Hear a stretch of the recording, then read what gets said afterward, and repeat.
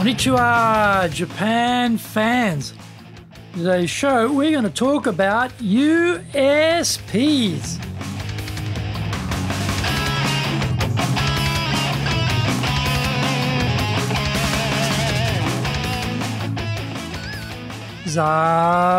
Eigo desu. それでは行きましょう. So let's get going. This is the 4th year of the Sales Japan Series podcast, broadcasting around the world from the Beverly Hills of Japan, Minato-ku here in downtown Tokyo. It is chic central. I'm your host, Dr. Greg Story, your corporate coaching and training guy, committed to your success, the president of Dale Carnegie Training Tokyo, Japan, and the best-selling author of Japan Sales Mastery and Japan Business Mastery. And my new book, Japan Presentations Mastery, is now released, and they're all available on Amazon. In this podcast, I want to help you to survive COVID-19. Don't forget to subscribe and share this podcast with your family, friends, and colleagues. We are not being sponsored by Libsyn, but we value your privacy, which is why we have our podcast hosted by Libsyn, who, unlike many other podcast hosts, have a strict policy that does not allow access to your private information by anyone. Here is our daily podcast lineup on iTunes. Mondays, the Cutting Edge Japan Business Show. Tuesdays, the Presentation Japan Series. Every second Tuesday, the Business Tatsujin no Oshie Show. Wednesdays, the Sales Japan Series. Thursdays, the Leadership Japan Series. And every second Thursday, the Business Pro Podcast Show. Fridays, the Japan Business Mastery Show. And Saturdays, Japan's top business interviews. Now, this is episode number 261. Today, we're talking about honing our unique selling proposition. Every minute, there is more and more competition for the same clients. So we need to differentiate ourselves very clearly. I see new competitors entering the market all of the time, even during COVID. You would think at least during COVID things would quieten down a bit on the competitor front, but no. Existing competitors are getting more and more desperate, so they start giving everything away, and this puts tremendous pressure on pricing. What we absolutely don't want is for the buyer to think they can just swap another company's solution in to replace us. The price fight is the path to oblivion. We have to change the competition battlefield to value instead of pricing. We need our USPs to be crisp and sharp to make sure the buyer knows we are different and better than the competition. We need to point out what we are offering that they are not. One of the dangers of selling the same lineup of products over a number of years is we become numb to their special characteristics. When we first start out studying the product range, we're excited. We are desperate to get a clear understanding of the lineup so we can explain its features and benefits to the buyer.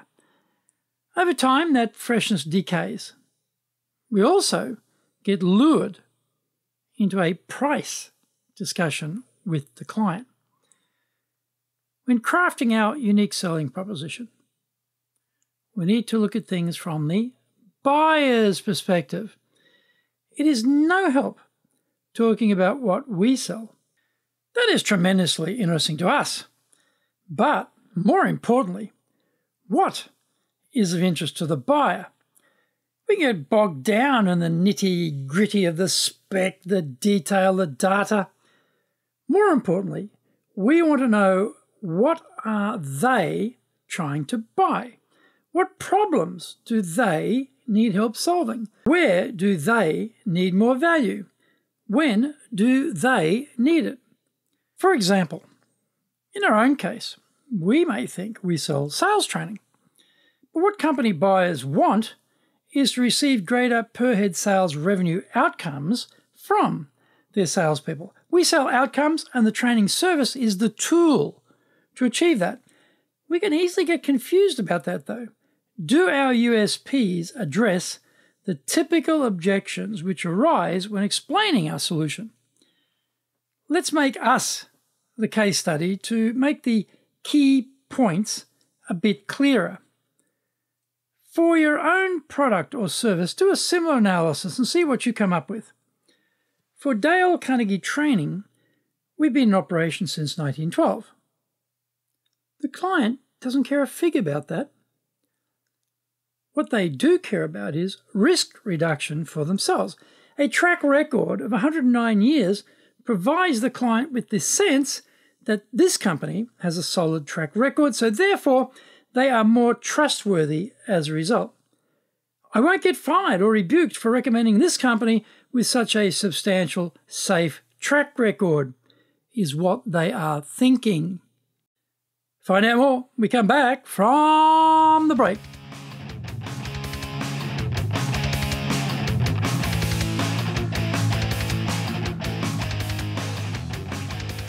Our show today is brought to you by our public programs, but we also do custom-made in-house classes. Now, we do them in our super safe classroom, we do them live online, and we do them in Japanese, and we do them in English.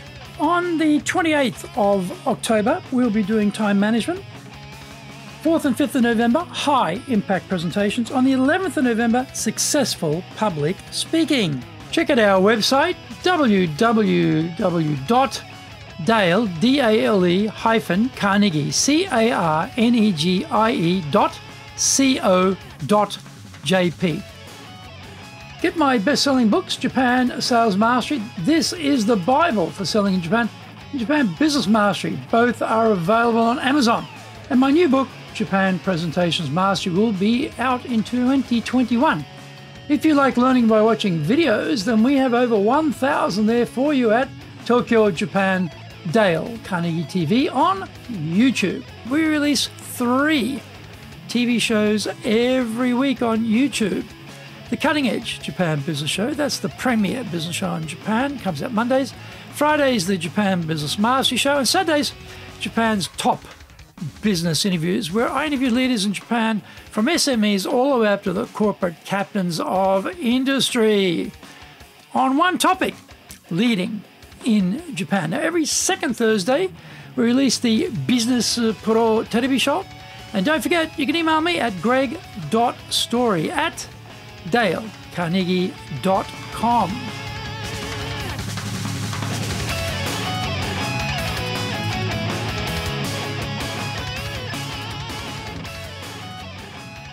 Welcome back. We teach 90% of the Fortune 500 companies. Again, so what from the buyer's point of view? The essence of the USP here has to be that these Fortune 500 companies are the richest and most powerful companies, and they can choose whoever they want to provide training services. The fact that they choose Dale Carnegie is an indication that the biggest organizations have done their due diligence and like what we do, so we are a safe choice. In Japan, everyone wants to know about precedent because no one wants to be the early adopter. They don't want to be the test case. They want to be mainstream, which is the safest position with the least risk. We have offices in 100 countries. This is another so what potential reaction from clients. We need to point out that because of our global network, we can deliver training wherever the client is located, and we can do it in the language and cultural context of that society, ensuring the best reception of the training content. We have to work out where is the relevancy for this client. Maybe it is just irrelevant. In that case, we don't waste valuable client-facing time and we find another USP, which is more relevant. Our trainers are required to complete 250 hours of train-the-trainer content before they can be certified by Dale Carnegie and allowed to instruct. The point is to mention that this whole process takes about a year and a half, and only the most motivated and dedicated people are willing to put themselves through this rigorous process. This is why our trainers are the best of the best. Well, the client has no idea about our internal processes and standards, so we need to place these in a context which is meaningful for them. For example, we might talk about this tough internal standards arrangement being a cure for the common training company issue of some instructors are really good and others are not so good. In these companies, there is no consistency and therefore no certainty as to what service level you will receive. The point of the USPs is to differentiate what we are doing from our competitors and give the client the comfort that they are making a wise decision in choosing us to provide the solution to their problems. So, blow some dust off your own USPs and get the salespeople doing some drills on USPs in their morning role-play practices before they talk to or see any clients.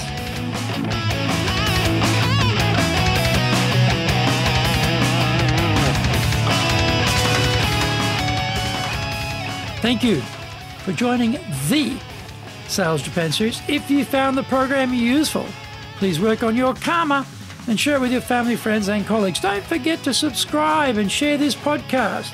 Immediately apply what you've learned today. Use it and go out there and survive. Remember, I'm your corporate coaching and training guy in your corner, committed to your success here in Nippon.